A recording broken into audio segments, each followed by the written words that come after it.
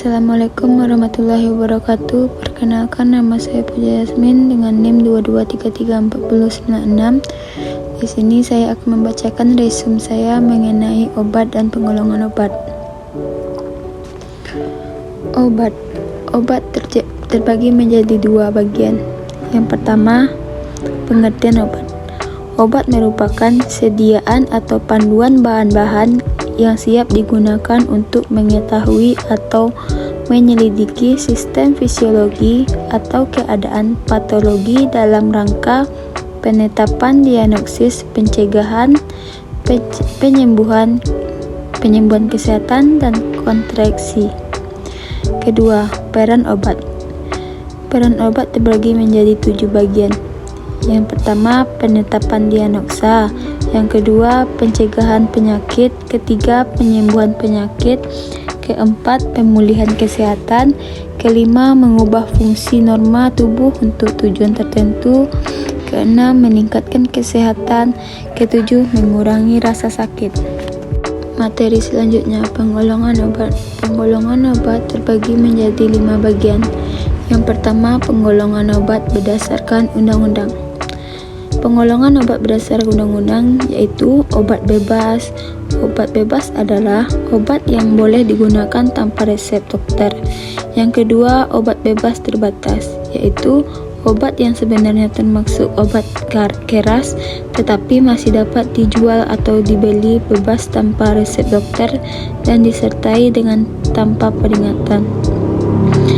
Ketiga, obat wajib apotek adalah obat keras yang dapat diberikan oleh apoteker. Keempat, obat keras, obat yang mempunyai khasiat tinggi dan harus dengan resep dokter untuk mendapatkannya. Yang kedua, penggolongan obat berdasarkan kegunaan dalam tubuh, yaitu obat penyembuh, obat pencegah, dan obat diagnosis. Yang ketiga, peran obat berdasarkan cara kegunaannya. Yang pertama, medical method, alusum atau pemakaian dalam yang biasanya ditandai oleh artikel berwarna putih diperlukan untuk menggunakan oral. Yang kedua, medical method, alusum atau pemakaian luar, yang biasanya ditandai dengan artikel berwarna biru, contohnya injeksi, pampran, mukota, pretlata, dan vaginal, dan lain-lain. Yang keempat, penggolongan obat berdasarkan cara kerja obat. Yang pertama, obat lokal adalah obat yang bekerja secara lokal atau pada jaringan setempat seperti pemakaian topikal. Yang kedua, obat sistematik adalah obat yang kerjanya distribusikan ke seluruh tubuh seperti tablet analgenik. Yang kelima, penggolongan obat berdasarkan proses fisiologi dan biokimia.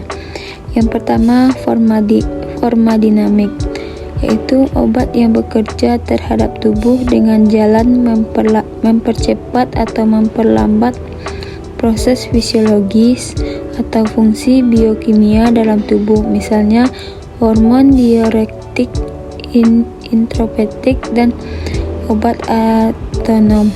Yang kedua, obat diagnosis. Obat ini membantu mengenal suatu penyakit.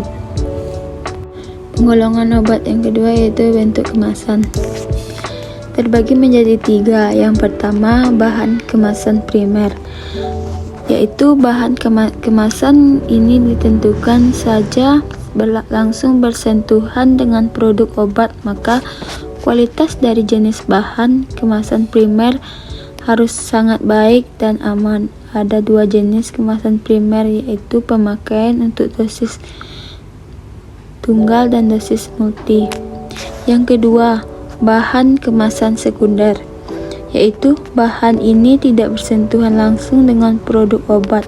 Fungsi menjaga kemasan primer dapat kita katakan juga sebagai protek ganda. Yang ketiga, bahan kemasan tersier, yaitu bentuk umum dari bahan kemasan tersier adalah merupakan karton atau box besar yang isinya berupa kemasan sekunder dalam jumlah tertentu. Fungsi adalah untuk menjaga proses distribusi obat tetap terjaga rapi sekaligus aman. Sekian resume dari saya.